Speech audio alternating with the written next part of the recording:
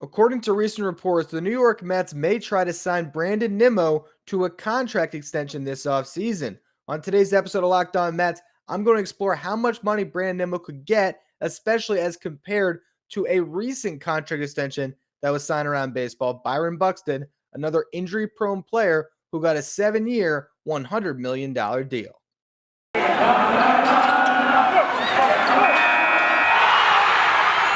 are Locked On Mets, your daily New York Mets podcast. Part of the Locked On Podcast Network, your team every day.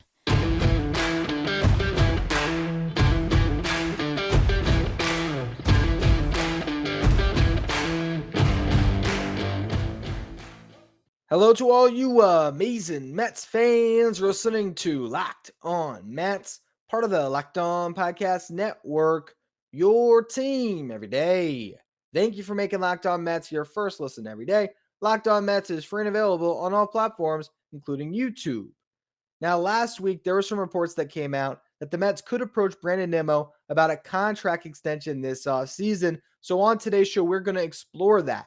In the first segment, I want to compare Brandon Nimmo to a player that just signed a contract extension that is very similar to Nimmo, and that is Byron Buxton.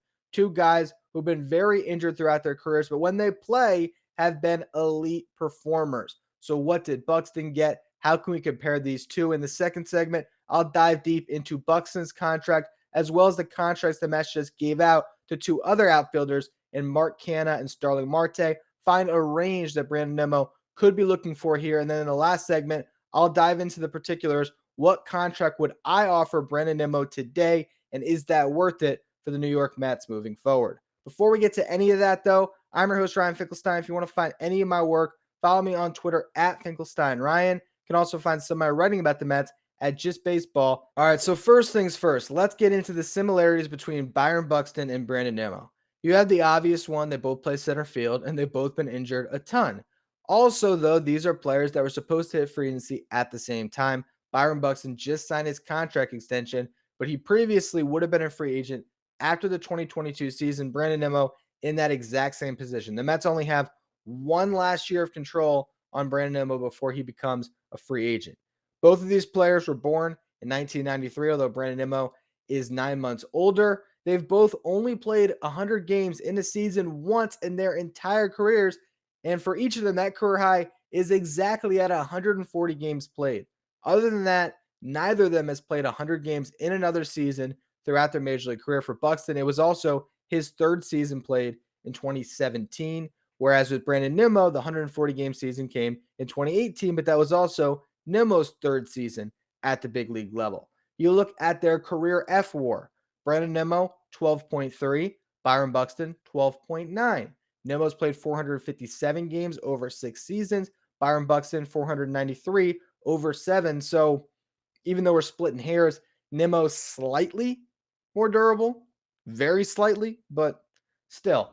When it comes to the differences, I mean, Byron Buxton has a higher ceiling.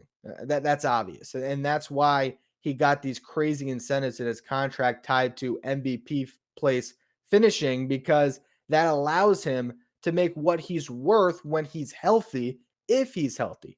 Brandon Nimmo is not going to win an MVP. I think that would be very shocking if he were to win an MVP or even finish in the top 10. But his floor, in a lot of respects, is higher than Byron Buxton because he gets on base all the time. And offensively, he's simply been a better player than Byron Buxton. Now, the 2021 season, Byron Buxton was on pace to win an MVP if he had stayed healthy. I mean, the Shohei Ohtani element, maybe he wouldn't have won one, but an MVP caliber season had he stayed on the field. Again, that ceiling higher than Nimmo's. With the fact that Brandon Nimmo has found a way to continue to put up good offensive numbers every season that he's healthy, that's different than Buxton. Buxton has not always been an above average offensive contributor. That came over the last 3 seasons. Really, prior to that, it was just value based on defense, and that is certainly a huge edge that Buxton has over Brandon Nimmo. Byron Buxton could be the best defensive player in baseball. Brandon Nimmo has turned himself into, granted,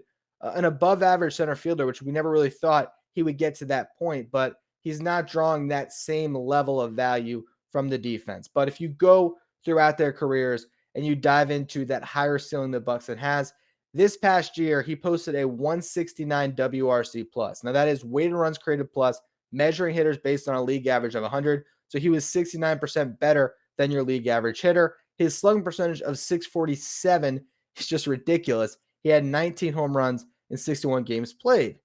You go to Brandon Nimmo's stats, though, and it's been more consistent. He has never posted a season outside of his rookie year below a 115 WRC plus every single year, even 2019, where he had a terrible start to the year, had that neck injury that he was playing through, came back and was great down the stretch. He finished that year with the WRC plus over 115. So to do that every season, that shows you that Brandon Nimmo, if on the field, is going to be baseline above average offensively, and at times outstanding offensively. His on base percentage is obviously where Nimmo draws the most part of his value, but you see what he's done, and it's truly spectacular throughout his career, the way this guy has found a way every season to get on base. Each year, on base percentage over 375. He has 3 seasons already on his career with an on base percentage over 400. You look at their career slash lines, Brandon Nimmo, a 266 career hitter, Byron Buxton, 248. Brandon Nimmo, career on base percentage of 393. Byron Buxton, 299. You look at the slugging percentage, 445 for Nimmo, 461 for Buxton. WRC plus for their careers, Brandon Nimmo, 134. Byron Buxton, 99. The defense, Byron Buxton has been worth 57 outs above average in center field since 2016. Brandon Nimmo has been worth 9 outs above average. Now in 2021, Nimmo's worth 4 outs above average. Buxton was worth 7 outs above average in 25 less attempts. Obviously, the defense skews heavily towards Buxton. But the idea of this is that these two players and their impending free agency situations are very similar. You have teams who would love to keep the player, but have to factor against the injury risk for players that just have not been able to stay on the field throughout their careers. You have the player that probably wants that long-term security due to their own injury history, but has to be concerned about signing a deal now instead of waiting till free agency where they might be able to get more surplus value on their next contract.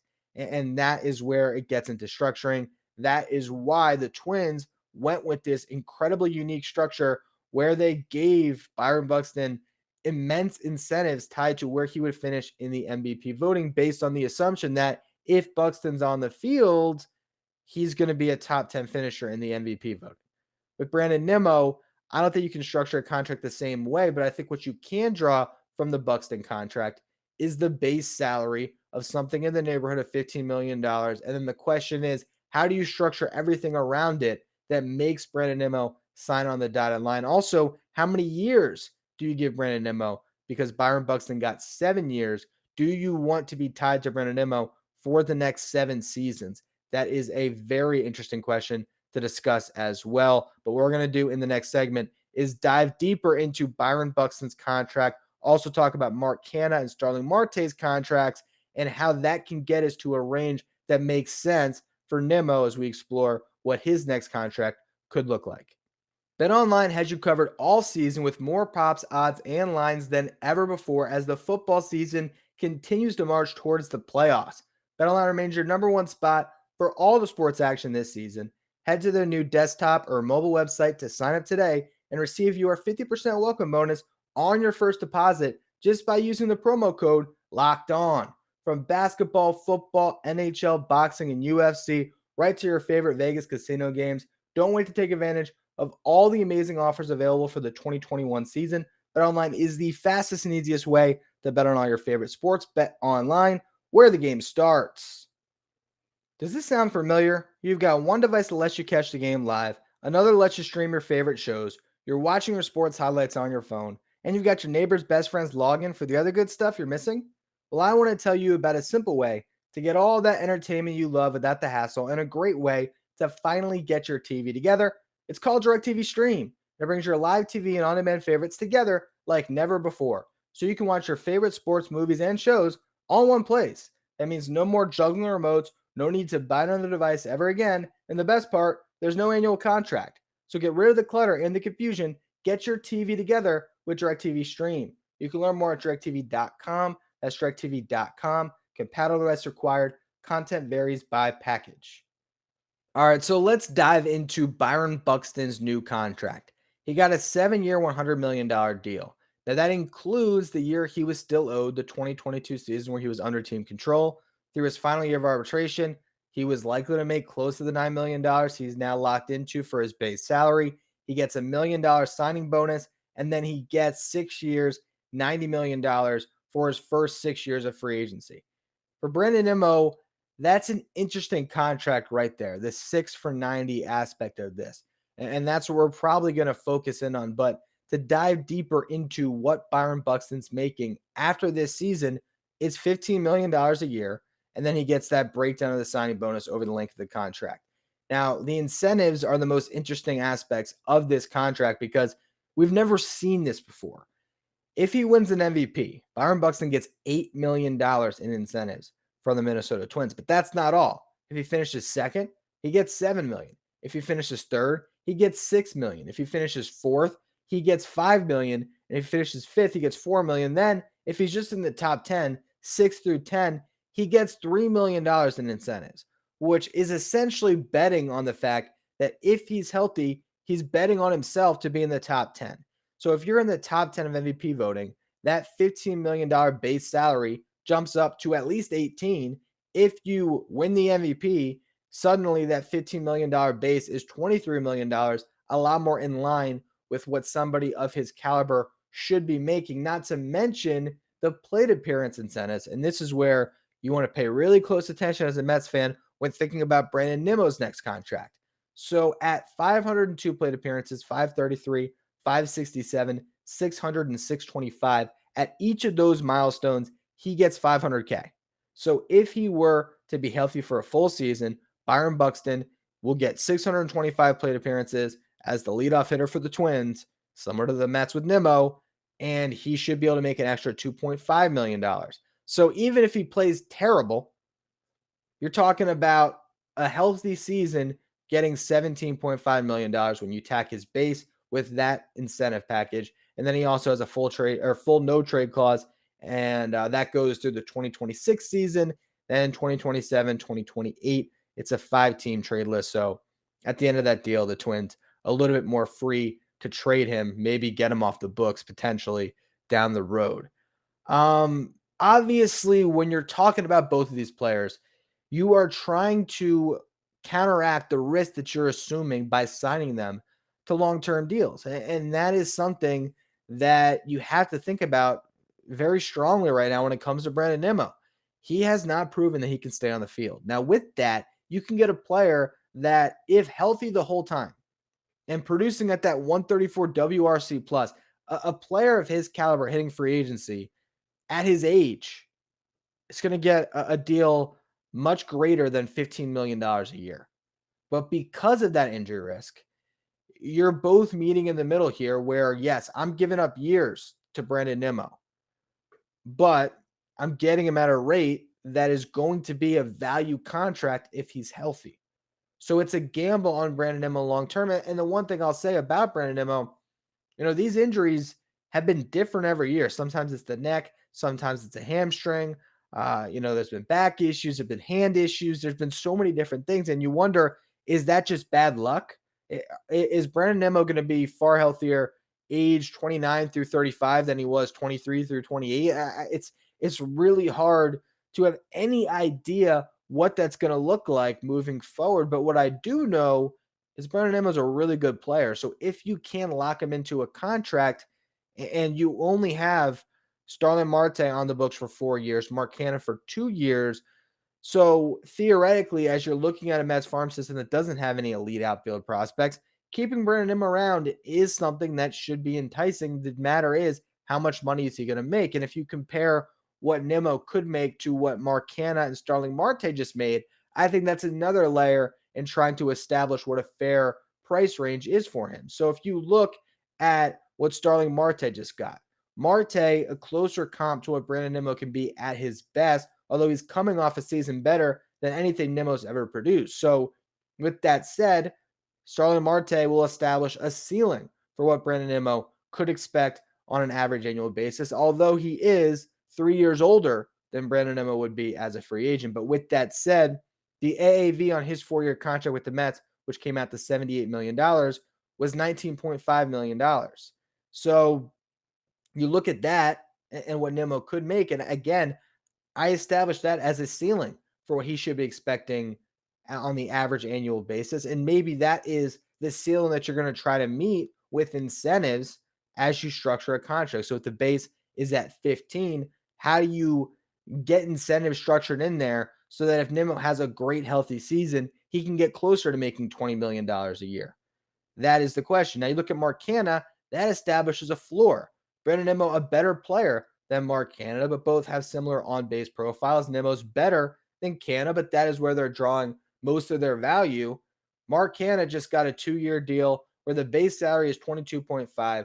There's a $2 million signing bonus and a $2 million club option or $2 million buyout on a club option for a third season. So altogether, $26.5 million guaranteed over 2 years to Mark Canha. That breaks down to $13.25 million. That I look at as a floor. And that's where we get back to the Byron Buxton $15 million base being an interesting starting point for Brandon Nimmo's next contract. Now, added in on Mark Canha's contract are the incentives. I had not seen these before or talked about them on this show, so I do want to share them because they made me laugh a little bit. So 500 or not 500, excuse me, $50,000 for All-Star appearance for a Gold Glove or a Silver Slugger. It's fine. MVP. I find it funny that there's MVP incentives on Mark Canha's deal. I don't know why. To me, I just don't foresee it. I like that it's in there. He deserves any incentive if he puts together the most improbable MVP season in MLB history. But it does crack me up that if Byron Buxton finishes 10th, he gets $3 million, which is a likely scenario. Whereas if Mark Canha pulls off, again, the most improbable run to an MVP in MLB history, he only gets $50K.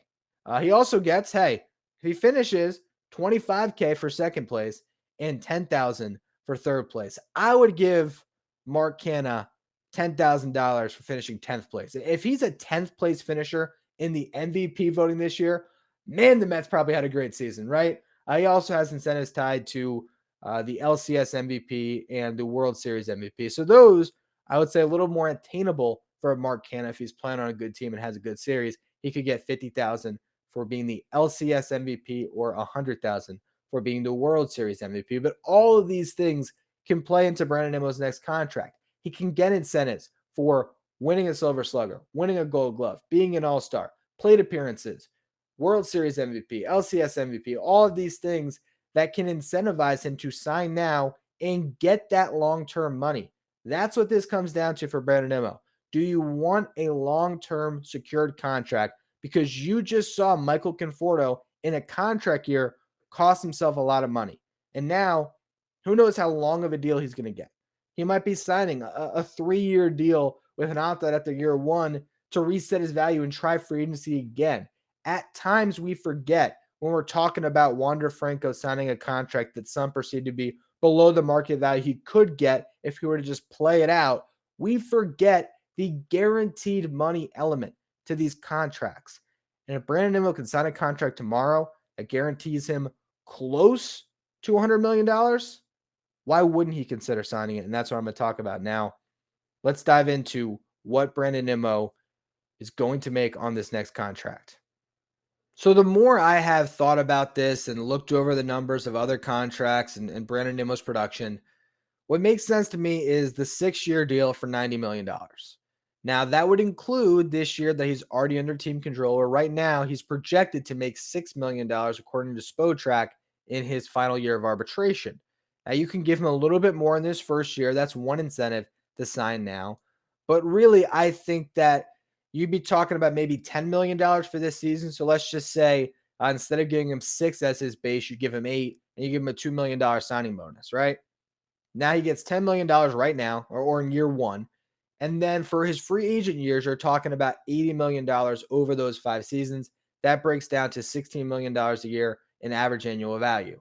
Now, with that said, I think the plate appearance incentives are key for Brandon Nimmo here. And you can basically adopt the structure that Byron Buxton has, where it's $500K each after 502 plate appearances, 533, 567, 600, and 625. You can even tack on one more at 450, give him a little bit more because he's not going to get those MVP incentives to look forward to. So, hey, maybe you do it that way where he has 6 milestones he could reach, and that could get him an extra $3 million a year over these years of his deal. So, if he's healthy, that $15 million base becomes $18 million, which is fair for Brandon Nimmo because he's going to get on base at a 400 clip and be a solid contributor at the top of your lineup.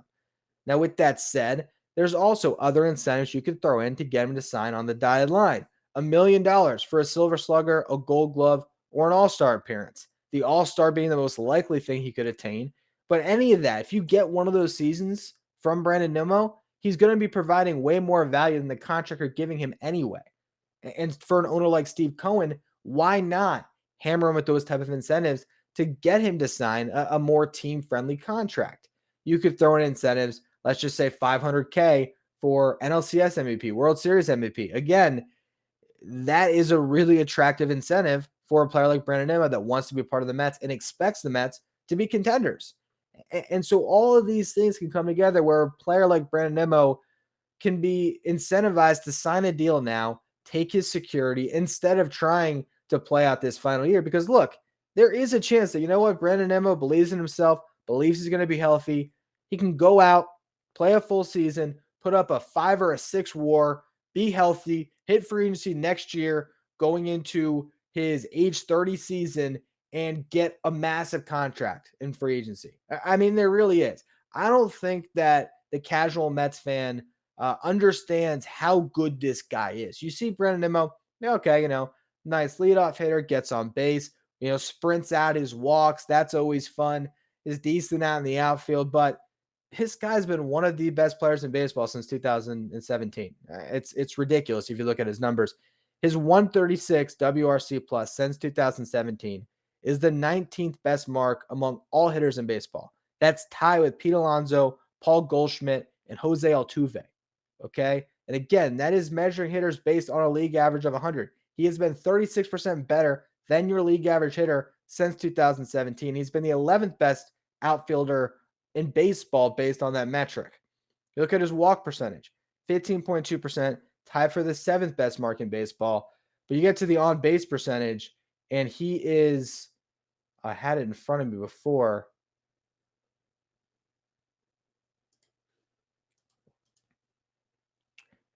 He is 6th. Excuse me for having to look that up there. 6th behind Freddie Freeman, Joey Votto, Bryce Harper, Juan Soto, and Mike Trout since 2017 with a 395 on-base percentage. Elite on-base threat. And that's what you'd be paying for. And again, under a contract where he'd only be making $15 million as his base salary, that is something you will pay a premium for if you're signing that player in free agency. We just saw the Mets give out contracts to Mark Canha and Starling Marte that are in this price range. So the real question here is, how concerned are you about his injury history to give him a 6-year deal? And if he wants 7 and he wants to get to that Buxton contract, what are you thinking about there? I think that the longer the contract is, the less, or the lower that average annual value is going to be. But it's definitely interesting. And if Brandon Nimmo wants to bet on himself, maybe he's going to try to fight for an opt-out in that contract. And maybe it is a contract where he gets an opt-out after his first 3 free agent years. So you're getting him for 4 years after his age 32 season when he's the same age as Mark Canha and Starling Marte just were. He can hit free agency again and try to get the Marte contract from somebody else. But if you're the New York Mets and you're trying to plan out your 2023 roster, if you want Brandon Nimmo on that team, not this year, for next year, and then beyond that, this is the time to pursue a contract extension. The time is now before he puts up a huge season and can test free agent waters. Or maybe, look, if you can evaluate your own players and you're really not bought in on Brandon Nimmo despite the clear track record throughout his career of every time he's on the field, he's producing. If you don't believe in that, well, then you're going to move on from him anyway, and you can just as easily not explore that contract extension. You can give him a qualifying offer after next season, and move on without him following 2022. But based on the reported interest the Mets have, this is the type of contract that I think could get done that's realistic. A 6-year, $90 million deal with incentives tied to plate appearances and award finishes that keep Brandon Nimmo in a Mets uniform for not only this season, but his next 5 free agent years, carry him through his age 34 season. I think that could work out for both sides. And I'll be interested to see once the new CBA is, in place, if those talks happen and what that range ultimately ends up being for Brandon Nimmo's next contract. We will see. But for today, that is all for Locked On Mets. As always, thank you for listening. Make sure you follow, rate, and review wherever you get your podcast. Make sure you follow me on Twitter at Finkelstein Ryan. Follow the show at Locked On Mets. Thank you for making Locked On Mets your first listen every day. Now for your second listen, check out Locked On Bets, hosted by your boy Q and handicapping expert Lee Sterling. Locked On Bets is the place to go for your daily gambling needs. You can find Locked On Bets wherever you get podcasts.